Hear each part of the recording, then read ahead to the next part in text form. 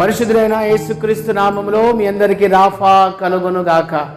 Rapha అనగా స్వస్థత కలుగును గాక. శరీర సంబంధమైన స్వస్థత, ఆత్మకు స్వస్థత కలుగును గాక. మన దగ్గర లేనిది దేవుని యొద్ద నుండి పొందుకోవడమే నిజమైన స్వస్థత. ఒక్కసారి మీ పక్కన ఉన్న వాళ్ళని చూసి చిరునవ్వు నవ్వి వారికి షేక్ హ్యాండ్ ఇచ్చి మీకు రాఫా కలుగును గాక అని చెప్పండి. మీకు రాఫా కలుగును గాక. పక్కన వాళ్ళని చూడాలి, చిరునవ్వు నవ్వాలి, వారికి షేక్ హ్యాండ్ ఇవ్వాలి, మీకు రాఫా కలుగును గాక అని చెప్పాలి. దేవుని నామానికి మహిమ కలుగును గాక. మనస్ఫూర్తిగా పలకరిద్దాం. ఎదుటి వాళ్ళ మీద కోపమున్నా, నిందలున్నా, వేదనున్నా సమస్తము మర్చిపోయి ప్రభు వైపు చూస్తూ తప్పకుండా ప్రతి ఒక్కరిని చిరునవ్వుతో ఉండాలి. హల్లెలూయా. దేవుని నామానికి సమస్తమైన మహిమ కలుగును గాక. రెండవ రోజు 23 రోజుల ప్రార్థన మహోత్సవములలో రెండవ రోజు శుక్రవారం రోజు వచ్చిన మిమ్మల్ని అందరినీ దేవుడు దీవించి ఆశీర్వదించునుగాక. దేవుడు మీకు సహాయం చేయునుగాక. దేవుడు మిమ్మల్ని నడిపించునుగాక. దేవుడు మీ జీవితాలలో అనేకమైన అద్భుతాలు, ఆశ్చర్యకార్యాలు దేవుడు జరిగించునుగాక. హల్లెలూయా. దేవునికి స్తోత్రం కలుగునుగాక. దేవుడు నమ్మదగిన వాడు.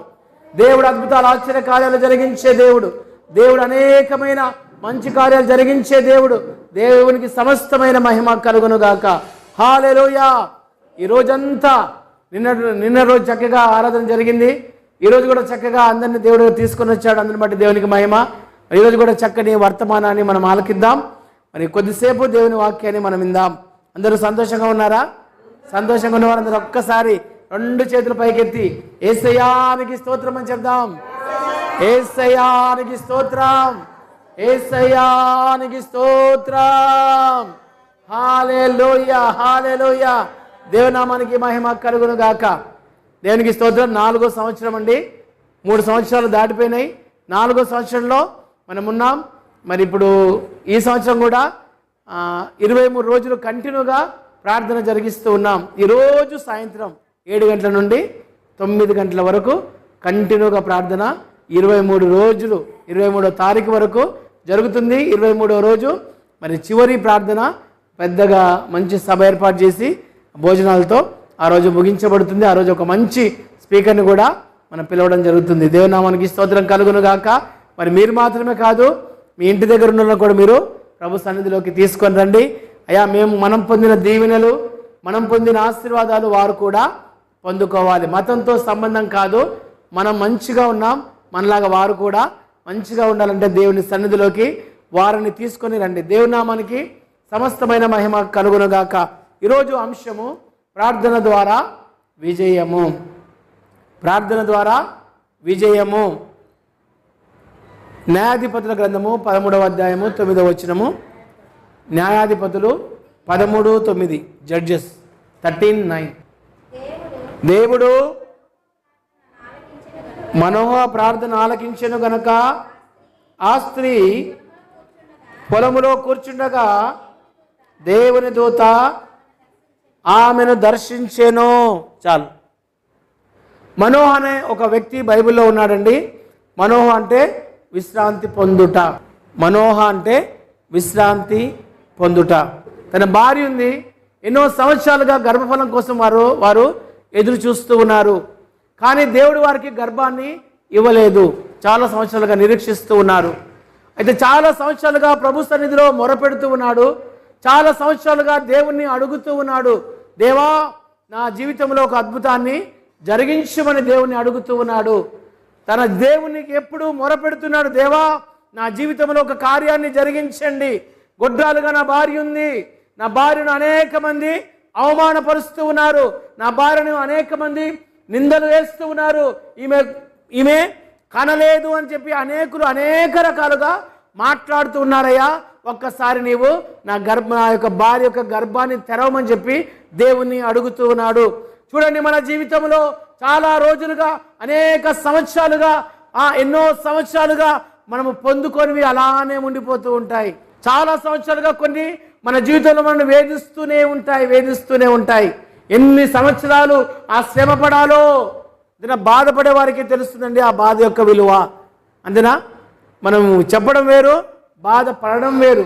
నువ్వు ఏ సమస్య గురించి బాధపడుతున్నావో ఆ సమస్య గురించి నిన్ను అడిగితే దాని గురించి వివరంగా నువ్వు చెప్పగలవు. అందరికీ అన్ని అనుభవాలు ఉండవు. కొందరికి అప్పుల బాధ, అంతేనా? కొంతమందికి ఏమో ఎదుటోళ్ళతో పంచాయతీ అనే బాధ, అంతేనా? ఇంకొకరికేమో భార్యాభర్తల గొడవ, ఇంకొకరికి తల్లి కూతుళ్ళతో గొడవ, ఇంకొకరికేమో ఉద్యోగం చేసే దగ్గర గొడవ, కొంతమందికి ఏమో ఆర్థిక సమస్యలతో గొడవ, కొంతమందికి ఇల్లు లేక ఎంతో బాధపడుతుంటారు. చాలా బాధ, ఇల్లు లేక, ఈ కిరాయిలు కట్టలేక, ఇల్లు మారి ఎంతో ఇబ్బందులు పడుతూ ఉంటారు. ఒక్కొక్కరికి ఒక్కొక్కరి బాధ అనేది ఉంటుంది. మాకు కూడా ఎంతో బాధ ఉన్నదా లేదా? 40 సంవత్సరాలుగా 42 సంవత్సరాలుగా దేవుని పరిచర్య మేము చేస్తూ ఉన్నాం. నమ్మకంగా దేవుని వైపు చూస్తూ ఉన్నాం. దేవుని అడుగుతూ ఉన్నాం. మాకు ఒక సరైన సొంతంగా ఒక ఇల్లు లేదు. ఆ ఇల్లు ఎలా ఉందో తెలుసా? ఒక్క నిమిషం కూడా మీరు ఉన్నోళ్ళు ఎవ్వరు కూడా దాంట్లో ఒక్క నిమిషం కూడా మీరు ఉండలేరు. మీరు ఆడ నిలబడితే ఏమవుతుందండి? ఎలకలు మీ మీద నుంచే పోతూ ఉంటాయి. పైకి చూస్తే పై నుంచి ఒక ఎలక పోతూ ఉంటుంది, ఇక్కడ చూస్తే అక్కడి నుంచి ఒక ఎలక పోతూ ఉంటుంది, ముందు చూస్తే ముందు నుంచి ఎలకలు చిన్నగా పెద్ద ఎలకలు వెళ్తూ ఉంటాయి. బీరువాల నిండా ఎలుకలే, అన్ని ఎలుకలే. అలాంటి పరిస్థితి అక్కడ భయంకరమైన ఇంతింత ఎలుకలు ఉన్నాయి. ఎన్నోసార్లు డాడీ మందు పెట్టితే చాలా చనిపోతూనే ఉన్నాయి. మళ్ళీ ఏమైంది? బాగా ఆ మందుకు అలవాటు పడి ఎన్నిసార్లు మందు పెట్టినావి ఇంకా చావటం లేదు, ఇంత లావుగా తయారైనాయి. చూడండి, పరిస్థితులు అన్నీ ఒక తీరుగా ఉండవు. 42 సంవత్సరాలుగా మేమెంతో బాధను అనుభవిస్తూ ఉన్నాం. 42 సంవత్సరాలుగా దేవుడు చెప్పిన మాటకు లోబడి, దేవా మరి దేవుడు మాకు ఈ మాట చెప్పాడు, డాడీతో ఇక్కడే ఉండు, నేను దీవిస్తాను. 86వ సంవత్సరంలో దేవుడు మాట చెప్పినందుకు ఆ మాటకు లోబడి ఎంత కష్టమైనా, నష్టమైనా, బాధైనా, దుఃఖైనా, వేదమైనా, అనేక మంది అవమానపరిచిన, అనేక మంది నిందలేసిన, అనేక మంది డబ్బుల దగ్గరికి మన దగ్గర లేనప్పుడు అడగడానికి వెళ్ళినప్పుడు చాలా మంది నానా రకాలుగా మాట్లాడినా సరే అన్ని భరించాం. దేనికోసం అండి? దేవుని కోసం. హల్లెలూయా, హల్లెలూయా. దేవుని కోసం సమస్తమును భరించాం. ఎందుకంటే విడిచిపెట్టి వెళ్ళిపోవడం ఒక నిమిషం కాదు, కోపంతో వెళ్ళిపోవడం ఒక నిమిషం పట్టదు. కానీ ఎంతో కష్టం ఉంది దాంట్లో. ఇన్ని రోజులుగా చేసిన పరిచర్యను ఒక్క నిమిషంలో విడిచిపెట్టి వెళ్ళిపోతే విశ్వాసులంతా చెదిరిపోతారు. ఇక్కడున్న మందిరం ఏదో ఇట్లా వాళ్ళు ఏం చేస్తారో వారికే తెలియని పరిస్థితి. చూడండి, ఎందుకంటే మన జీవితంలో ఎన్నో బాధలు ఉంటాయి. సరైన ఒక పండుకోవడానికి సరైన మంచం లేదు, మాకు సరైన కూర్చోవడానికి సరైన కుర్చీలు లేవు. మొన్న ఆయన ఇప్పించాడు కాబట్టి ఆ కుర్చీలు కనబడుతున్నాయి తప్ప కూర్చోవడానికి కూడా చాలాసార్లు ఇబ్బంది అయ్యేది. చాలాసార్లు ఆ వాష్రూమ్ సరిగా లేదు, ఎవరైనా వస్తే పర్సనల్గా ఉండడానికి లేదు. ఎంతో ఇబ్బంది పడ్డా సరే ఇంకా పరిచర్య చేస్తున్నాం. ఎందుకోసం అండి? దేవుని కోసం. మనం సమర్పించుకొని దేవుని వైపు చూసినప్పుడు, నువ్వు అర్పించుకొని నీ జీవితాన్ని దేవుని వైపు చూసినప్పుడు దేవుడు ఒక దినాన తప్పకుండా ఆశీర్వదించే దేవుడుగా ఉంటున్నాడు.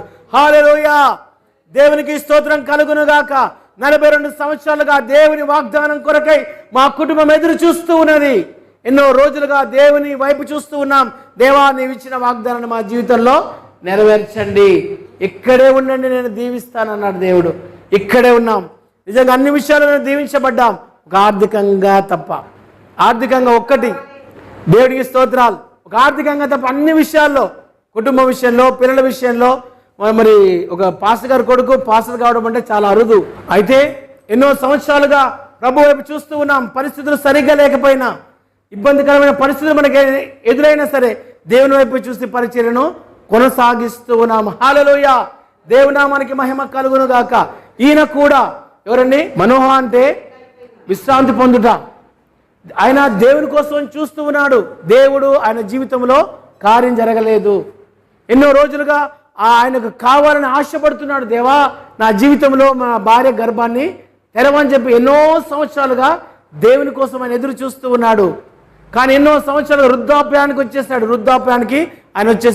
వృద్ధాప్యంలో ఎన్నో రకాల ఇబ్బందులు పడుతూ ఉన్నాడు. అయినప్పటికీ దేవుని ఆయన విడిచిపెట్టలేదు. మన జీవితంలో ఏదైనా దేవుని అడిగినప్పుడు జరగకపోతే దేవుని విడిచిపెట్టి మనం వెళ్ళిపోతూ ఉంటాం. అవునా కదండి? అడిగినప్పుడు వెంటనే జరగాలి, అడిగినప్పుడు వెంటనే మన జీవితంలో జరగాలి. జరగకపోతే దేవుని విడిచిపెట్టి వెళ్ళిపోతూ ఉంటాం. కానీ మనోహ దేవుణ్ణి విడిచిపెట్టలేదు.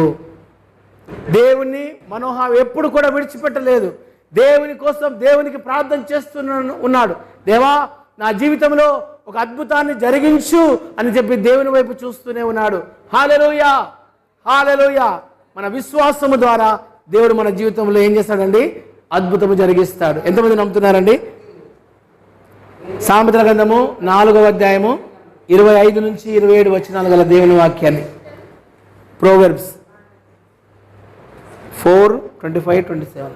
నీ కన్నులు ఇటు అటు చూడక సరిగాను, నీ కనురెప్పలో నీ ముందర సూటిగాను చూడవలను. నీవు నడుచు మార్గమును సరళము చేయుము, అప్పుడు నీ మార్గములన్నీ స్థిరములగును.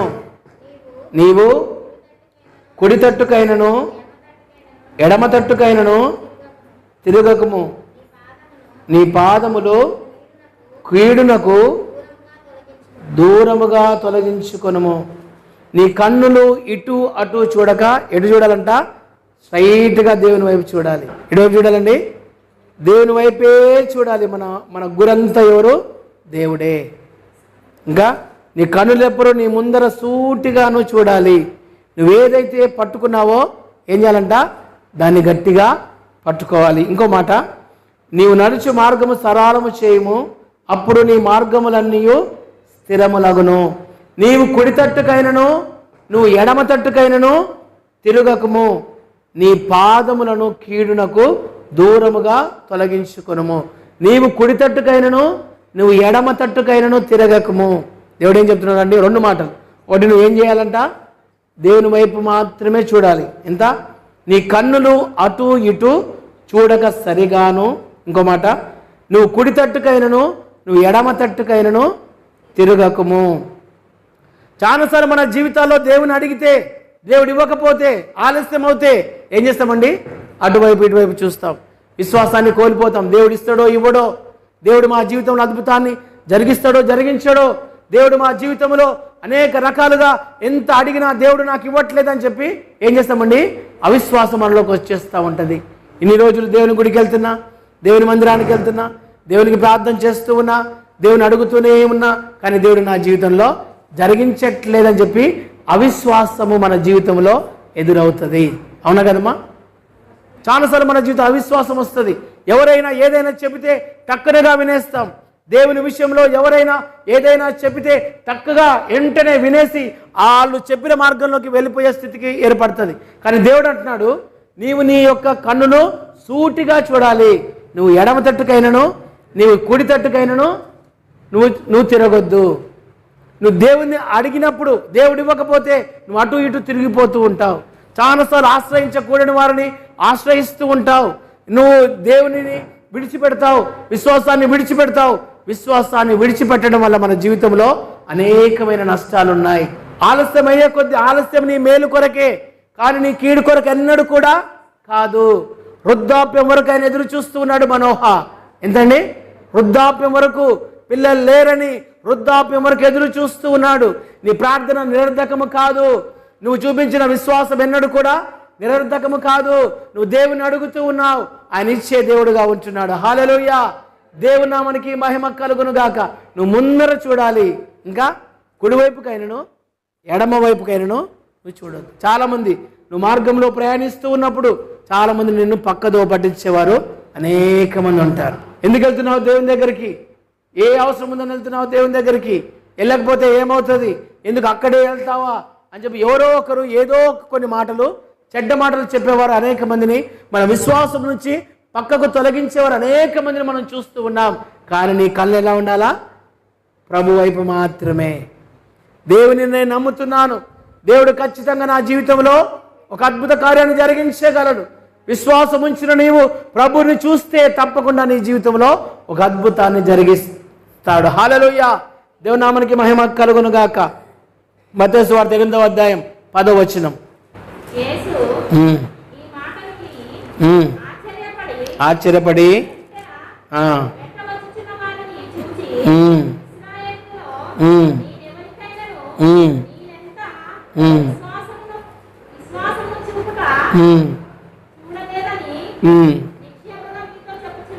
నిశ్చయముగా మీతో చెప్పుచున్నాను. యేసు ఈ మాటలు విని ఆశ్చర్యపడి వెంట వచ్చుచున్న వారిని చూచి, ఇశ్రాయేలులో ఎవనికైనను నేను ఇంత విశ్వాసం ఉన్నట్టు చూడలేదని నిశ్చయముగా నేను మీతో చెప్పుచూ ఉన్నాను. కపెర్నహూములో ప్రవేశించినప్పుడు ఒక శతాధిపతి ఆయన దగ్గరికి వస్తాడండి. విశ్వాసంతో ఆయన దగ్గరికి వస్తాడు. ఎందుకు వచ్చాడో తెలుసా? ఆ శతాధిపతి, ప్రభువా, నా దాసుడు పక్షవాయువుతో మిగుల బాధపడుచు ఉన్నాడు. ఆయనకు కాదు, ఎవరికి? ఆయన కింద పనిచేసే ఒక వ్యక్తికి బాగలేదు. దాసుడు, వాళ్ళ ఇంట్లో పనిచేసే వ్యక్తి, వాళ్ళ ఇంట్లో పనిచేసే వ్యక్తి కోసం ఆ శతాధిపతి దేవుని దగ్గరికి వచ్చి, దేవా, నా యొక్క దాసుని నువ్వు స్వస్థపరచమని దేవుని సన్నిధిలోకి వచ్చి ఆయనను అడుగుతూ ఉన్నాడు. అడుగుతున్నప్పుడు దేవుడు ఆయన మొరను ఆలకించి ఆయన్ని స్వస్థపరచమని చూస్తూ ఉన్నాం. చూడండి ఎంత గొప్ప విశ్వాసం ఉన్నదో. ఈ రోజులలో పనులను ఎట్లా చూస్తారండి? హీనంగా చూసేవారు. మనం ఇంట్లుంటే పనులు ఎక్కడ ఉండాలా? బయట ఉండాలా, ఇంటి బయట ఉండాలా, లోపల ఉండాలా, అట్లా ఊడ్చేసి అట్లా వెళ్ళిపోవాలా, పట్టించుకోవడానికి లేదు. వాళ్ళని తాగడానికి కూడా ఇష్టపడు, ఏదో గొప్పగా ఫీల్ అయిపోతూ ఉంటాం మన జీవితంలో. కానీ నిజంగా ఈ యొక్క శతాధిపతి ఆ దాసుని ఎంతగా ప్రేమిస్తున్నాడో. బైబిల్ గ్రంథంలో ఒక మాట ఉన్నది, నిన్ను వలే నీ పొరుగు వారిని ప్రేమించుము, నిన్ను వలే నీ పొరుగు వారిని ప్రేమించు. నిజంగా మనం ప్రేమిస్తూ ఉన్నామా? నిజంగా ప్రేమ గుణము మనలో ఉన్నదా? ఈ శతాధిపతి తన దాసుని, ఇంట్లో పనివాన్ని ప్రేమిస్తూ ఉన్నాడు. ఆయనకు బాగలేకపోతే ప్రభు దగ్గరికి వచ్చి, దేవా, యేసయ్యా, నా యొక్క దాసుడు మిగుల బాధపడుచున్నాడు, ఆయన స్వస్థపరచుమని ప్రభుతో ఆయనకు సెలవిస్తూ ఉన్నాడు. ఎదుటి వారి విషయంలో మనం ఎంతగా శ్రద్ధ తీసుకుంటామో దేవుడు మన విషయాల్లో అంత శ్రద్ధ తీసుకుంటాడు. అది క్రైస్తవ్యం అంటే. ఎదుటి వారిని ఎంతగా నువ్వు ప్రేమిస్తావో, అంతేనా, దేవుడిని అంతగా ప్రేమిస్తాడు. ఎదుటి వారికి ఎంతగా నువ్వు సహాయం చేయగలవో దేవుడు నీకు అంతా చక్కగా నీకు సహాయం చేస్తాడు. ఎదుటి వారిని నిజంగా క్రీస్తు ప్రేమను వారికి నువ్వు చూపించగలిగితే దేవుడు నీకు తన ప్రేమను ఇంకా అధికముగా నీకు చూపిస్తాడు. ఇశ్రాయేలులో ఎవరికి నేను ఇంత విశ్వాసం ఉన్నట్టుగా నేను చూడలేదు. నిజంగా ఆ విశ్వాసం మనలో ఉన్నదా? అనుకున్న వెంటనే జరగకపోతే ఏం చేస్తామండి? వెంటనే వదిలేసి వెళ్ళిపోతాం. ఏం దేవుడమ్మా అనేస్తాం వెంటనే, అవునా? వెంటనే అనేస్తాం మన జీవితాల్లో. ఏం దేవుడు నాకేం సహాయం చేశాడని చెప్పి దేవుణ్ణే మనం ప్రశ్నిస్తాం. కొన్ని ఆలస్యము మన మేలు కొరకే. దేనికోసం అండి? నీ జీవితంలో ఆలస్యము నీ మేలు కొరకే. ఎందుకో నువ్వు ప్రార్థన చేస్తున్నావు, దేవుని అడుగుతూ ఉన్నావు. దేవుడు తగిన సమయమందు నీకు ఏం చేస్తాడు? ఆయన ఉత్తరాన్ని ఇస్తాడు. తగిన సమయమందు దేశం యొక్క ఉన్నతమైన స్థలముల మీద దేవుడు నిన్ను నిలబెట్టబోతూ ఉన్నాడు. దేవుడు అద్భుతమైన రీతిలో నీకు సహాయం చేయబోతున్నాడు. ఒక మంచి ఆ సమయాన్ని బట్టి ఆ విశ్వాసం నీలో ఉన్నదా? మత్తయి 9వ అధ్యాయం 2వ వచనం.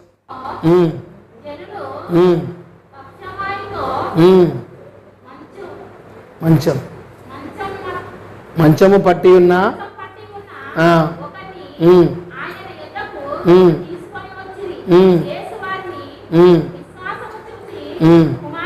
కుమారుడా, ధైర్యముగా ఉండుము, నీ పాపములు క్షమించబడి ఉన్నవని పక్షవాయువు గలవానితో చెప్పాను.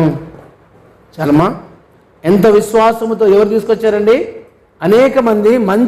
ఒక వ్యక్తి బాగలేకపోతే ఆ మంచం మీద ఆ వ్యక్తిని తీసుకుని యేసుప్రభు దగ్గరికి వచ్చారు. ఈ వ్యక్తి కాదు, 4 వ్యక్తులు ఆ వ్యక్తిని యేసుప్రభు దగ్గరికి తీసుకొని వచ్చారు. విశ్వాసముతో దేవుని దగ్గరికి వెళ్తే దేవుడు నా జీవితంలో ఒక మంచి కార్యాన్ని జరిగిస్తాడు అని, దేవుని దగ్గరికి వెళ్తే దేవుడు నా జీవితంలో నా పాపాలు క్షమిస్తాడు అని, దేవుని దగ్గరికి వెళ్తే దేవుడు నా జీవితంలో ఒక అద్భుతాన్ని జరిగిస్తాడని, దేవుని దగ్గరికి వెళ్తే దేవుడు నా యొక్క స్థితిగతులను మారుస్తాడని, యేసుప్రభు దగ్గరికి వెళ్తే నాకున్న బాధలు తొలగిస్తాడు, యేసుప్రభు దగ్గరికి వెళ్తే నాకు మంచి శాంతిని సమాధానమును నాకు అనుగ్రహిస్తాడు అని అనేక మంది ప్రభు దగ్గరికి వస్తున్నట్టుగా వీళ్ళు విశ్వాసముతో ఈ యొక్క మంచం మీద ఒక వ్యక్తిని ప్రభు దగ్గరికి తీసుకొచ్చారు. ఆ విశ్వాసం నీలో ఉన్నదా? నిజంగా యేసు ప్రభు చేయగలడని నువ్వు నమ్మినట్లయితే, యేసు ప్రభు తప్పకుండా నువ్వు చేయగలడని నమ్మినట్లయితే తప్పకుండా నీ జీవితంలో ఆయన విశ్వాసం ఉంచితే అద్భుతమైన కార్యాన్ని దేవుడు నీ జీవితంలో ఆయన జరిగించబోతూ ఉన్నాడు. ఇంకో మాట 9వ అధ్యాయం 22వ వచనం. ఆమెను చూచి, కుమారి, నీ విశ్వాసము నిన్ను బాగుపరచనని చెప్పగా ఆ గడియ నుండి ఆ స్త్రీ బాగుపడెను. రక్తస్రావ రోగముతో ఒక స్త్రీ బాధపడుతుంది. ఎన్నో సంవత్సరాలు ఎన్నో ప్రదేశాలు తిరిగింది, హాస్పిటల్ తిరిగింది, ఎంతోమంది వైద్యులను సంప్రదించింది, కానీ ఆమెకు బాగా కాలేదండి. ఎవరో చెబితే విని యేసు ప్రభు దగ్గరికి వచ్చి ఆయన వస్త్రపు చెంగును ముట్టుకున్న వెంటనే ఏమైందంట, ఆమె యొక్క రక్తస్రావ రోగము ఆగిపోయింది.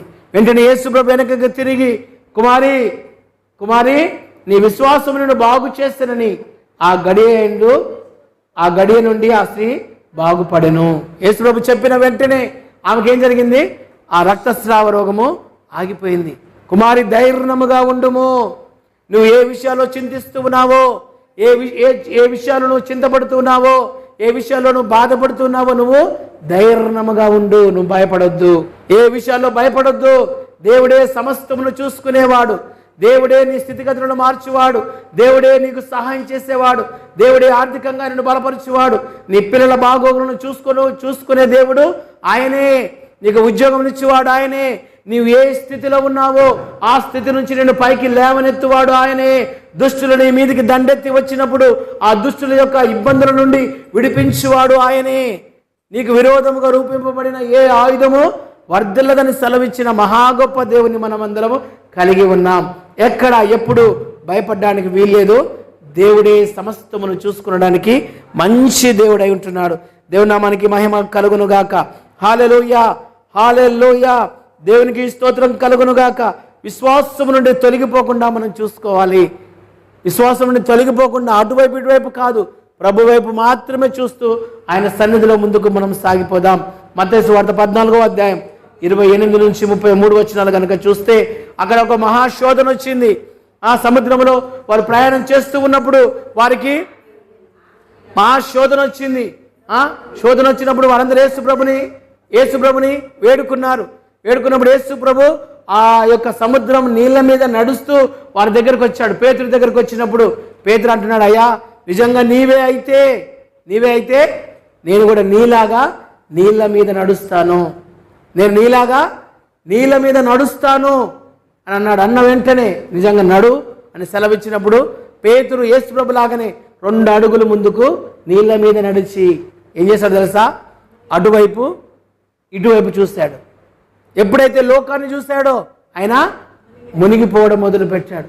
మనం కూడా విశ్వాస జీవితంలో లోకం వైపు చూసినప్పుడు ఏం చేస్తామండి, మునిగిపోతున్నాడు. యేసయ్యా నన్ను కాపాడు అని దేవుని అడిగితే తిరిగి ఆయనని పైకి లేవనెత్తాడు. లోకం వైపు చూస్తే గాలిని చూడగానుంది. అక్కడ లోకం కుడివైపు కానీ ఎడమ వైపు కానీ నువ్వు తిరిగితే తప్పకుండా నువ్వు నీ యొక్క విశ్వాస జీవితంలో మునిగిపోతావు. అవిశ్వాసం నిన్ను కమ్ముకొని నువ్వు మునిగిపోతూ ఉంటావు. చూడండి, మనోహ ఆయన జీవితంలో ఏం చేశాడండి, ప్రభు వైపు మాత్రమే చూశాడు, ప్రభును మాత్రమే వేడుకున్నాడు. దేవా నా భార్య యొక్క గర్భాన్ని తెరవమని దేవుణ్ణి వేడుకుంటూ ఉన్నాడు. దేవుడిచ్చేంత వరకు ఆయన విడిచిపెట్టలేదు. దేవుడిచ్చేంత వరకు ఆయన దేవుని విడిచిపెట్టలేదు. పొందుకునేంత వరకు ఆయన ప్రార్థన చేస్తూనే ఉన్నాడు. హల్లెలూయా, హల్లెలూయా. కొద్ది రోజులు ప్రార్థన చేస్తాం, మనం ఆగిపోతాం. అవునా? కొద్ది రోజులు దేవుని అడుగుతాం, ఆ ప్రార్థనకు జవాబు రాకపోతే ఆగిపోతాం. కొద్ది రోజులు దేవుణ్ణి అడిగి ఆయన ఇవ్వకపోతే ప్రార్థన చేయడం మానేస్తాం. చూడండి, అట్లా కాదు. దేవుడు నీకు ఇచ్చేంత వరకు నువ్వేం చేయాలి, దేవుని అడుగుతూనే ఉండాలి. ప్రార్థన ద్వారా విజయం కలుగుతూ ఉంది. అయితే దేవుడు ఈయన యొక్క భార్యను దర్శించాడు. అమ్మా నువ్వు గొడ్రాలు కదా. చూడండి, ఒక మంచి మాట. న్యాయాధిపతుల గ్రంథం 13వ అధ్యాయం 3వ వచనంలో యెహోవా దూత ఆ స్త్రీకి ప్రత్యక్షమై, ఇదిగో నీవు గొడ్రాలవు, నీకు కాపు లేకపోయెను, అయితే నువ్వు గర్భవతివై కుమారుని కందువు, కాబట్టి నువ్వు జాగ్రత్తగా ఉండి ద్రాక్షారసమైనను దేనినైనను తినకుండుము. దేవుడు అంటున్నాడండి, భర్త ప్రార్థన ఆలకించి దేవుడు ఏం చేశాడండి, భార్యను దర్శించాడు. నువ్వు గొడ్రాలుగా ఉన్నావు, నువ్వు గర్భవతిగా మారబోతూ ఉన్నావు. మంచి శుభవార్త. ఆ కుటుంబాన్ని ఎంతో సంతోషంలో ముంచెత్తింది. కానీ ఒక కండిషన్ పెట్టాడండి అక్కడ. ఏంటంట, నీవు జాగ్రత్తగా ఉండి ద్రాక్షారసం అందే కానీ అధికముగా మద్యమే కానీ త్రాగకుండుము, అపవిత్రమైన దేదియు తినకుండుము. మధ్య ద్రాక్షరసం బాగా తాగుతారు చాలామంది. తాగుతారా? ఆడవాళ్ళు చాలామంది తాగుతారు. నా సైడ్ అయితే చాలామంది ఆడవాళ్ళు కూడా మగంతో సమానంగా తాగేవాళ్ళు ఉంటారు, లేరా? చాలామంది ఉంటారు తాగేవాళ్ళు, అక్కడక్కడ ఉంటారు. కొంతమంది ఇంటికాడ తాగేవాళ్ళు, కొంత కళ్ళు కంపంలో తాగేవాళ్ళు, ఇంట్లో తాగి హాయిగా నిద్రపోయేవాళ్ళు. అంటే దేవుడు నీ జీవితంలో ఒక కార్యాన్ని జరిగించాలంటే, దేవుడు నీ జీవితంలో ఒక అద్భుతాన్ని జరిగించాలంటే ఇక్కడ ఏం చెప్తున్నాడంటే నువ్వు జాగ్రత్తగా ఉండాలి. నీ నోటికి తాళం వేసుకోవాలా, బూతు మాటలు రాకుండా. నీ నోటికి తాళం వేసుకోవాలా, ఇష్టానుసారంగా మాట్లాడకుండా. నీ నోటికి తాళం వేసుకోవాలి. ఏది పడితే అది తాగకుండా, తినకుండా, అపవిత్రమైనది తినకుండా జాగ్రత్తగా ఉండాలి. ఎక్కడ పడితే అక్కడ చేయి కడగడానికి, ఎక్కడ పడితే అక్కడ తినడానికి లేదు. ఎక్కడ పడితే ఏది పడితే అది తాగడానికి లేదు. ఏది పడితే అది నీ ఇష్టానుసారంగా ప్రవర్తించడానికి లేదు. నువ్వు తినేది సరి అయినదేనా? నువ్వు తినేది సరి అయినదేనా? నువ్వు పెట్టేది చక్కని, వాళ్ళు వడ్డించేది సరైన మార్గంలోనే వారు నీకు వడ్డిస్తున్నారా? నువ్వు చేసేది మంచిదేనా? నీవు చాలా జాగ్రత్తగా ఉండాలి. హల్లెలూయా. నీకు గర్భము తెరవబోతూ ఉన్నాను. అయితే దేవుడు నిన్ను ఆశీర్వదించబోతూ ఉన్నాను. దేవుడు నీ జీవితంలో అద్భుత కార్యాలు జరిగించబోతూ ఉన్నాడు. అయితే నువ్వేం చేయాలండి? జాగ్రత్తగా ఉండాలి. ఉంటున్నావా? లేదు. జాగ్రత్తగా ఉన్నామా? లేదు. అన్ని విషయాల్లో తప్పిపోతూనే ఉన్నాం. అన్ని విషయాలలో తప్పిపోతూనే ఉన్నాం. మన జీవితంలో దేవుడు జాగ్రత్తగా ఉన్నామన్నాడు, కానీ మనం జాగ్రత్తగా లేము. ఉన్నామా? లేము. ఇక్కడ ఒక విధంగా, బయట ఒక విధంగా ఉంటాం. ఇక్కడ ఎంతో పరిశుద్ధులుగా, పవిత్రులుగా నటిస్తాం. ఇంటికి వెళ్ళిన తర్వాత మన ఇష్టానుసారంగా జీవిస్తాం. ఇక్కడ ఎంతో చక్కని వారంగా మనం ఎంతో భక్తిపరులుగా నటిస్తాం. ఇంటికి వెళ్ళిన తర్వాత కొట్లాటల్లో, ఇబ్బందుల్లో, ఇరుకుల్లో మనం కూరుకొని పోతాం. ఇక్కడ ఎంతో సాక్ష్యం ఉన్నట్టుగా మనం ఉంటాం, కానీ ఇంటికి వెళ్ళిన తర్వాత ఎప్పుడు తగాదాలే, కొట్లాటలే, పోట్లాటలే, వాళ్ళతో గొడవ, వీళ్ళతో గొడవ కాదు. దేవుడు నిన్ను ఆశీర్వదించబోతున్నాడు. దేవుడు నిన్ను దీవించబోతున్నాడు. అనేకులకు ఆశీర్వాదకరంగా దేవుడు నిన్ను ఉంచబోతున్నాడు. నువ్వేం చేయాలండి? జాగ్రత్తగా ఉండాలి. ఒక చెంప కొడితే మరొక చెంప చూపించాలి. ఎవరైనా తిడితే వారి కోసం ప్రార్థన చేయాలి. ఎవరైనా నిన్ను ఇబ్బంది పెడితే వారి కోసం ముఖాల మీద ఉండి ప్రార్థన చేయాలి. వారితో సమానముగా కొట్లాట దిగడానికి, పోట్లాట దిగడానికి, వారిని ఇష్టానుసారంగా తిట్టడానికి మనది నోరు రాదు. నువ్వు జాగ్రత్తగా ఉండు. నువ్వేం చేస్తున్నావో జాగ్రత్తగా చేయి. నువ్వేం చూస్తున్నావో జాగ్రత్తగా చూడు. నువ్వేం వింటున్నావో జాగ్రత్తగా విను. నువ్వు ఎక్కడికి నడుస్తున్నావో జాగ్రత్తగా నడు. నీ పనులు ఏ పని చేస్తున్నాయో జాగ్రత్తగా చేయి. నువ్వు నిద్రపోయేటప్పుడు నీ ఆలోచనలు ఏ విధంగా ఉన్నాయి చాలా జాగ్రత్తగా ఉండు. ఎక్కడికి వెళ్తున్నావు? ఎవరింటికి వెళ్తున్నావు? ఎవరితో గంటలు ఫోన్లో మాట్లాడుతూ ఉన్నావు? ఎవరితో సాంగత్యాన్ని కలిగి ఉన్నావు? నీ సహవాసము విశ్వాసులతోనా? నీ యొక్క సహవాసము అవిశ్వాసులతోనా? నీ విశ్వాసము ఎవరితో ఉంది? నీ విశ్వాసము నువ్వు ఎవరిని ఎక్కువగా ప్రేమిస్తూ ఉన్నావు? జాగ్రత్త ఉందా నీలో? నీ సహవాసం ఎవరు? నిన్ను ఎవరితో ఎక్కువగా ఉంటూ ఉన్నావు? దేవుడు ఖచ్చితంగా మనల్ని ఏం చేస్తున్నాడండి? పరీక్షిస్తూ ఉన్నాడు. నువ్వు జాగ్రత్తగా ఉండుము. నేను నిన్ను దీవించబోతున్నాను. నీ జీవితంలో అద్భుత కార్యాలు జరిగించబోతున్నాను. నీ జీవితాన్ని అనేకులకు ఆశీర్వాదకరంగా ఉంచబోతున్నాను. నువ్వు జాగ్రత్తగా ఉండుము. ఉందామా? జాగ్రత్తగా చెప్పాలి. ఉందామా? దేవుడు నిజంగా మిమ్మల్ని దీవించబోతున్నాడు. 23 రోజుల ఉపవాస ప్రార్థనలో 2వ రోజు దేవుడు నిన్ను దీవించబోతూ ఉన్నాడు. నువ్వు జాగ్రత్తగా ఉండాలి. నీ మాట జాగ్రత్తగా, నువ్వు చూపు జాగ్రత్తగా, నీ నడక జాగ్రత్తగా, మరొకసారి చెప్తున్నా, నీ పడక జాగ్రత్తగా ఉండాలి. నీ మాట ఎవరితో మాట్లాడుతూ ఉన్నావు? మనకు సంబంధించిన వారితో గంటలు ముచ్చట్లు పెడతాం. చాలా ప్రమాదం అది. నీకు అవసరం లేని వారితో గంటలుగా మాట్లాడతావు. అది చాలా ప్రమాదం. నిందలు రావచ్చు, ఇబ్బంది రావచ్చు నీ మీద. మన దగ్గర ఒక మాట అంటారు, బట్టగాల్సి మీదేస్తారంటారు. నువ్వు ఏం చేస్తున్నావు ఒక్కసారి జాగ్రత్త చేసుకో. నీవు ఏం చూస్తావు? ఏం చూస్తావు? సీరియల్ చూస్తావు. ఇంకేం చూస్తావు? సాయంత్రం 7 గంటల నుంచి 9 గంటల వరకు ఏ ఇంటికి వెళ్ళొద్దు. వెళ్ళేటప్పుడు ఏదో ఒకటి బ్రహ్మముడి అని సీరియల్ వస్తూ ఉంటుంది. అంతేనా? ఇంకా కోడలు దిద్దిన కాపురం వస్తూనే ఉంటుంది. వాళ్ళు మనం పోయినా సరే మనతో మాట్లాడరు, అటు చూస్తూ ఉంటారు. మనం మాట్లాడుతున్నా సరే ఒక అడ్వర్టైజ్మెంట్ వచ్చింది అనుకో, చెప్పు అంటారు. ఒక అడ్వర్టైజ్మెంట్ ఆగిపోయి సీరియల్ వచ్చింది అనుకో, మనుషులు ఏం చేస్తారు? ఆమె వైపే, అయినా ఆ టీవీ వైపే. ఎట్లా సహవాసం దేనితో ఉంది? చాలాసార్లు మన జీవితాలలో జాగ్రత్తగా ఉండమని దేవుడు నీతో చెప్పాడు.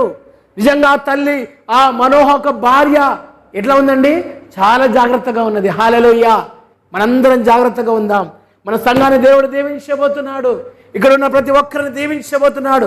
పారిజాతులను దీవించబోతున్నాడు. ఇక్కడ ఉన్న ప్రణతి సిస్టర్ని దీవించబోతున్నాడు. ఇక్కడ ఉన్నటువంటి ఆ యజ్ఞమ్మ పెద్దమ్మని దేవుడు దీవించబోతున్నాడు. ఇక్కడ ఉన్నటువంటి లక్ష్మమ్మని దేవుడు దీవించబోతున్నాడు. ఇక్కడికి ఉన్నటువంటి ఆ లక్ష్మిని దేవుడు దీవించబోతున్నాడు.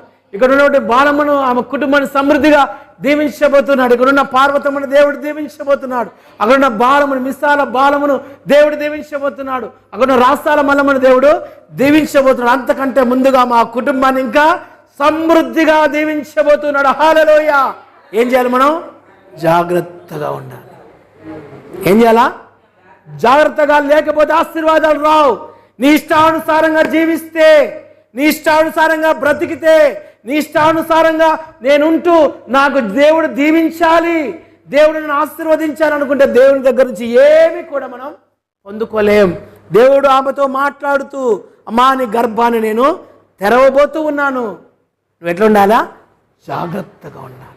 మందు తాగొద్దు తల్లి, ఇంకా అధికంగా అపవిత్రమైంది తినొద్దు అని దేవుడు మాట్లాడుతున్నాడు. హల్లెలూయా. దేవుని నామానికి మహిమ కలుగునుగాక. జాగ్రత్తగా ఉందాం. మాట విషయంలో జాగ్రత్త, చూపు విషయంలో జాగ్రత్త, ప్రవర్తనల విషయంలో జాగ్రత్త, అన్ని విషయాల్లో జాగ్రత్తగా ఉందాం. నిజంగా ఈ ఇద్దరు భార్య భర్తలు ఎప్పుడైతే దేవదూత ఆయన దగ్గరకు వచ్చి ఆమెకు వచ్చిన దర్శనాన్ని భర్తతో చెప్పింది పెళ్ళి, అయ్యా ఇట్లా ఒకరు నన్ను దర్శించారు, ఒకరు నాతో మాట్లాడారు, నువ్వు గర్భవతి కాబోతున్నావని సెలవిచ్చారు, దేవుని దూత నాకు ప్రత్యక్షమై నాతో మాట్లాడుతుందని చెప్పి వెంటనే వెళ్ళి భర్తకి చెప్పింది. స్త్రీల దగ్గర ఒక మంచి గుణం ఉంటుంది. వాళ్ళకి ఏదైనా తెలిస్తే ఏం చేస్తారు? ఫస్ట్ భర్తకి చెప్పాలి. ఏం చెప్పనట్టుంటారు, పోయి ఫస్ట్ భర్తకు ముట్టియాలంతే. మేమన్నా చెప్పమో కానీ వాళ్ళకి ఏదైనా తెలిస్తే వెంటనే వెళ్ళి ఏం చేయాలా? భర్తకి చెప్పాలి. ఈమె కూడా వెళ్ళి భర్తకి చెప్పింది. భర్తకు చెప్పినప్పుడు ఆయన ఎంతగానో సంతోషిస్తూ ఉన్నాడు. హల్లెలూయా. హల్లెలూయా. ఇద్దరు కృతజ్ఞతాస్తుతులు దేవునికి చెల్లించి ప్రభు వైపు చూస్తూ దేవుణ్ణి ఎంతగానో స్తుతిస్తూ ఆనందిస్తూ వాళ్ళు ఇద్దరు జాగ్రత్తగా ఉన్నారు. ఏమైందండి? ఇద్దరు చాలా జాగ్రత్తగా ఉన్నారు. దేవుడు ఆమెతో చెప్పిన మాట తన భర్తతో చెప్పింది. దేవుడు మన గర్భఫలం ఇవ్వబోతున్నాడు, మనం జాగ్రత్తగా ఉండాలంట, మద్యము తాగొద్దంట, అపవిత్రమైనది ఏది పడుతుంది తినొద్దంట అని చెప్పి తనకు భర్తకి వెళ్ళి చెప్పింది. భర్త ఎంతో సంతోషిస్తూ ఉన్నాడు. హల్లెలూయా. దేవునికి మహిమ కలుగునుగాక. ఎన్నో సంవత్సరాలు పిల్లలు లేని వాళ్లకు దేవుడు ఏం చేశాడు తెలుసా? వాళ్ళ గర్భంలో సంసోను ఒక మహాయోధుడు పుట్టాడు. హల్లెలూయా. సంసోను ఒక వీరుడు పుట్టాడు వాళ్ళ యొక్క జీవితంలో. ఎప్పుడు నాజీరు చేయబడలేదు ఆయన. పుట్టినది మొదలుకొని, తల్లి గర్భంలో ఉన్నది మొదలుకొని, పుట్టెంటుకలు తీయకుండానే ఎన్ని సంవత్సరాలండి ఆయన బ్రతికినంత కాలం పుట్టెంటుకలు తీయకుండానే ఉన్నాడు. హల్లెలూయా. దేవునికి స్తోత్రం కలుగునుగాక. అంత యోధుడు, బలవంతుడు, శక్తిమంతుడిని దేవుడు ఎందుకు ఇచ్చాడో తెలుసా వాళ్ళకు? దేవుడు వారితో చెప్పిన మాటను వారిద్దరు ఏం చేశారు? విన్నారు. ఏమన్నారండి? దేవుడు ఏమన్నారు? మద్యం తాగొద్దు, ఇంకా అపవిత్రమైనది ముట్టుకోవద్దు, ఇంకా నువ్వేం చేయాలా? జాగ్రత్తగా ఉండాలి. ఈ 3 మాటలు వాళ్ళు పాటించారు కాబట్టి వారి జీవితంలో ఒక ఆశీర్వాదము వారికి కలిగింది. దేవుడు చెప్పేవి వింటేనే నిజంగా మనం దీవించబడతాం. దేవుడు చెప్పినట్టుగా నడుచుకుంటేనే మన జీవితంలో ఆశీర్వాదం వస్తుంది. దేవుడు చెప్పినట్టుగా విని దాని ప్రకారంగా నడిస్తేనే మన జీవితంలో దేవుడు ఉన్నత స్థానాలకు దేవుడు మనల్ని తీసుకొని వెళ్తాడు. కీర్తన గ్రంథము 39వ అధ్యాయము 12వ వచనం. యెహోవా నా ప్రార్థన ఆలకింపుము, నా మొరకు చెవియొగ్గుము, నా కన్నీళ్లు చూచి దూరముగా నుండకుము. దేవా నా ప్రార్థన ఆలకించుము. ఆలకిద్దాం. ఎంతోమంది ఎన్నో రకాలుగా ప్రార్థన చేస్తున్నారు, అవునా కదమ్మా? పొద్దున్నే లేచి మనకు వచ్చిరాని ప్రార్థనో, రాని ప్రార్థనో, వచ్చిన ప్రార్థనో దేవునికి ఏదో ఒకటి మనం మొరపెడుతూ ఉన్నాం.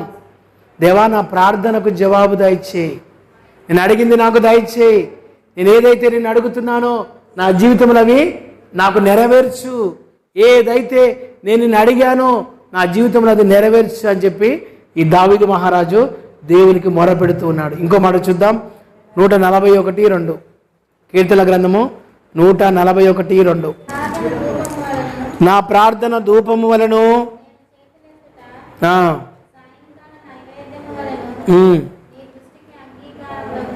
చాలు. నా ప్రార్థన ధూపము వలె. ధూపం ఏంటండి? ధూపం వల్ల మన ప్రార్థన ధూపం వల్ల దేవుని దగ్గరికి వెళ్ళిపోతూ ఉంటుంది. నేను చేతులెత్తుట సాయంకాల నైవేద్యము వలె. చేతులెత్తి ప్రార్థన చేస్తే సాయంకాల నైవేద్యము వలె ఉంటుందని దావీదు మహారాజు అంటున్నాడు. ఇంకో మాట సామెతల గ్రంథము 15:8. సామెతలు 15:8.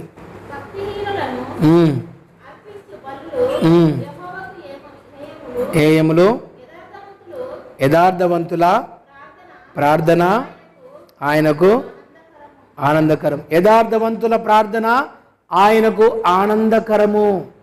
యథార్థముగా ప్రార్థన చేసే వారిని ఆయన ఏం చేస్తాడంట? ఆనందిస్తాడు. నిస్వార్థంగా నువ్వు దేవుని అడిగితే, నిస్వార్థంగా దేవునికి మొరపెడితే, నిస్వార్థంగా నువ్వు దేవుని వైపు చూస్తే, నిస్వార్థంగా నువ్వు దేవుని పాదాలు పట్టుకుంటే దేవుడు ఏం చేస్తాడంట? ఆనందపడతాడు. నువ్వు చేసే ప్రార్థనకు త్వరగా జవాబును అనుగ్రహిస్తాడు. ఇంకో మాట లూకాసు వార్త 22:44-46. లూకాసు వార్త 22:44-46 చదవండి.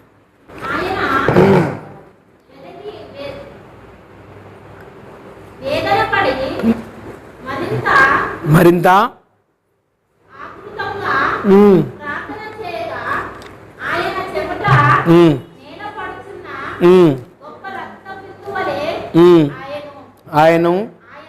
ఆయన ప్రార్థన చాలించి లేచి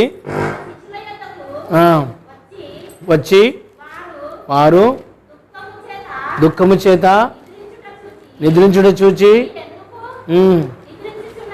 నిద్రించుచున్నారు, శోధనలో ప్రవేశించకుండానట్లు లేచి ప్రార్థన చేయుడని వారితో చెప్పెను. శోధనలో ప్రవేశించకుండానట్లు మీరు మెలకువగా ఉండి ప్రార్థన చేయండి. ఎప్పుడైతే ఒక వ్యక్తి ప్రార్థన చేస్తాడో ఖచ్చితంగా మన జీవితంలో విజయాన్ని పొందుకుంటాడు. హల్లెలూయా. నమ్ముతున్నారా? మనోహ జీవితంలో జరిగించిన ఒక గొప్ప అద్భుతమైన కార్యము, మనోహ జీవితంలో జరిగించిన దేవుడు ఒక మంచి కార్యము మన జీవితంలో కూడా దేవుడు జరిగించబోతున్నాడు. ఎట్లా ఉండాలి? మనం జాగ్రత్తగా ఉండాలి. ఏది పడితే అది తాగొద్దు, ఏది పడితే అది తినొద్దు, ఎక్కడ పడితే అక్కడికి వెళ్ళొద్దు. దేవుని వైపు మాత్రమే చూడాలి. కుడి తట్టుకు కానీ ఎడమ తట్టుకు కానీ నువ్వు తిరగొద్దు. నీ చూపు నీ ముందరున్న ప్రభు వైపే ఉండాలి. ఇక్కడ ఉన్న వారందరినీ దేవుడు దీవించబోతూ ఉన్నాడు, ఆశీర్వదించబోతున్నాడు. ప్రార్థన ద్వారా మీరు ఎన్ని రోజులుగా దేనికోసమే మీరు ప్రార్థన చేస్తున్నారో ఈ సంవత్సరంలో దేవుడు దానికి జవాబును అనుగ్రహిస్తూ ఉన్నాడు. ప్రార్థన ద్వారా జయం. ఒకసారి మీ పక్కన వాళ్ళతో చెప్పండి, ప్రార్థన ద్వారా జయం. ప్రార్థన చేయకపోతే అపజయం. ప్రార్థన ద్వారా జయం, ప్రార్థన చేయకపోతే అపజయం. దేవుడు తన పరిశుద్ధ వాక్యమును దీవించి ఆశీర్వదించునుగాక. ఆమేన్, ఆమేన్, ఆమేన్.